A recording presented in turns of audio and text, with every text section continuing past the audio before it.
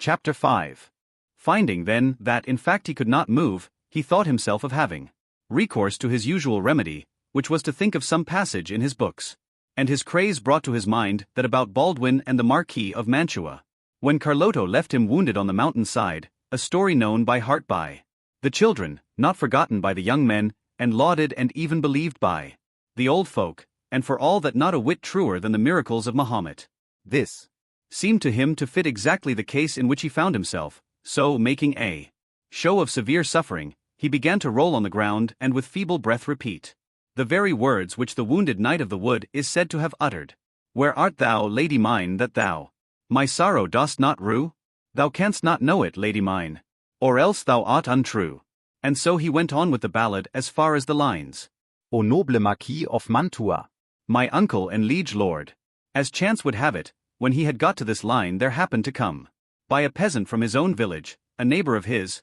who had been with a load of wheat to the mill, and he, seeing the man stretched there, came up to him and asked him who he was and what was the matter with him that he complained so dolefully. Don Quixote was firmly persuaded that this was the Marquis of Mantua, his uncle, so the only answer he made was to go on with his ballad, in which he told the tale of his misfortune, and of the loves of the emperor's son and his wife, all exactly as the ballad sings it. The peasant stood amazed at hearing such nonsense, and relieving him of the visor, already battered to pieces by blows, he wiped his face, which was covered with dust, and as soon as he had done so he recognized him and said, Señor Quixote, for so he appears to have been called when he was in his senses and had not yet changed from a quiet country gentleman into a knight-errant, who has brought your worship to this pass.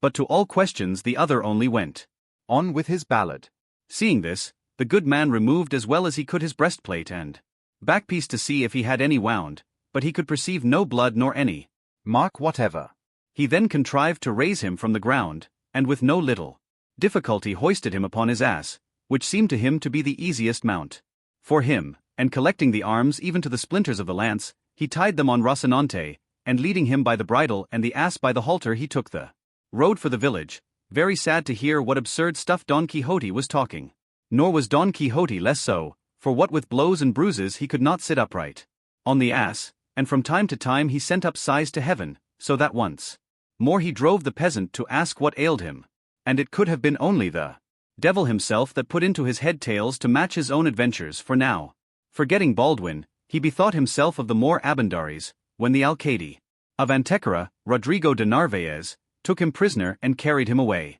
to his castle, so that when the peasant again asked him how he was and what ailed him, he gave him for reply the same words and phrases that the captive Abandaries gave to Rodrigo de Narvaez, just as he had read the story in the Diana of Jorge de Montemayor, where it is written, applying it to his own case so aptly that the peasant went along cursing his fate that he had to listen to such a lot of nonsense. From which, however, he came to the conclusion that his neighbor was mad, and so made all haste to reach the village to escape the wearisomeness of this harangue of Don Quixote's, who at the end of it said, Señor Don Rodrigo de Narvaez, your worship must know that this fair Zarifa I have mentioned is now the lovely Dulcinea del Toboso, for whom I have done, am doing and will do the most famous deeds of chivalry that in this world have been seen, are to be seen, or ever shall be seen. To this the peasant answered, Señor sinner that I am, cannot your worship see that I am not Don Rodrigo de Narvaez nor the Marquis of Mantua, but Pedro Alonso your neighbor, and that your worship is neither Baldwin nor Abandaries, but the worthy gentleman Señor Quixote. I know who I am, replied Don Quixote, and I know that I may be not only those I have named, but all the 12 peers of France and even all the 9 worthies, since my achievements surpass all that they have done altogether and each of them on his own account. With this talk and more of the same kind they reached the village just as night was beginning to fall, but the peasant waited until it was a little later that the belabored gentleman might not be seen riding in such a miserable trim. When it was what seemed to him the proper time, he entered the village and went to Don Quixote's house, which he found all in confusion, and there were the curate and the village barber, who were great friends of Don Quixote, and his housekeeper was saying to them in a loud voice, What does your worship think can have befallen my master, Señor Licentiate Pero Perez? For so the curate was called. It is 3 days now since anything has been seen of him, or the hack or the buckler, lance, or armor. Miserable me. I am certain of it, and it is as true as that I was born to die that these accursed books of chivalry he has, and has got into the way of reading, so constantly, have upset his reason, for now I remember having often heard him saying to himself that he would turn knight-errant and go all over the world, in quest of adventures, to the devil and Barabbas with such books, that have brought to ruin in this way the finest understanding there was in all La Mancha.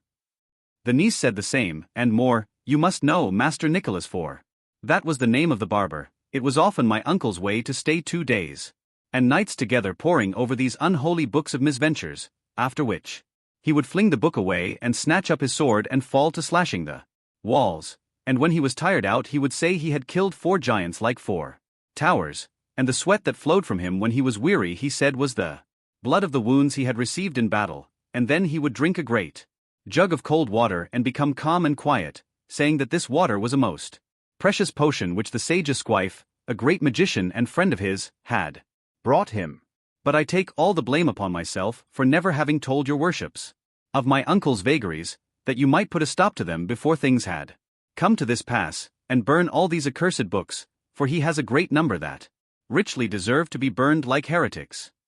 So say I too, said the curate, and by my faith tomorrow shall not pass without public judgment upon them, and may they be condemned to the flames, lest they lead those that read to behave as my good friend seems to have behaved.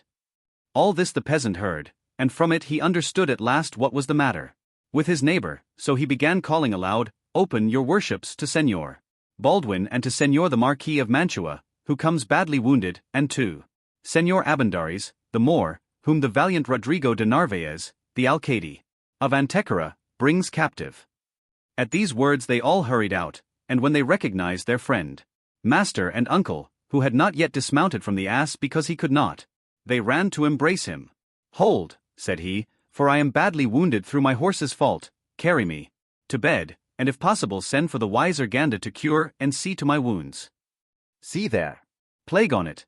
cried the housekeeper at this, did not my heart tell the truth as to which foot my master went lame of? To bed with your worship at once, and we will contrive to cure you here without fetching that Urganda. Curse I say once more, and 100 times more, on those books of chivalry that have brought your worship to such a pass. They carried him to bed at once, and after searching for his wounds could find none, but he said they were all bruises from having had a severe fall with his horse Rocinante when in combat with 10 giants, the biggest and the boldest to be found on earth. So, said the curate, are there giants in the dance? By the sign of the cross I will burn them tomorrow before the day over. They put a host of questions to Don Quixote, but his only answer to all was give him something to eat, and leave him to sleep, for that was what he needed most. They did so, and the curate questioned the peasant at great length as to how he had found Don Quixote. He told him, and the nonsense he had talked when found and on the way home, all which made the licentiate the more eager to do what he did the next day, which was to summon his friend the barber, Master Nicholas, and go with him to Don Quixote's house.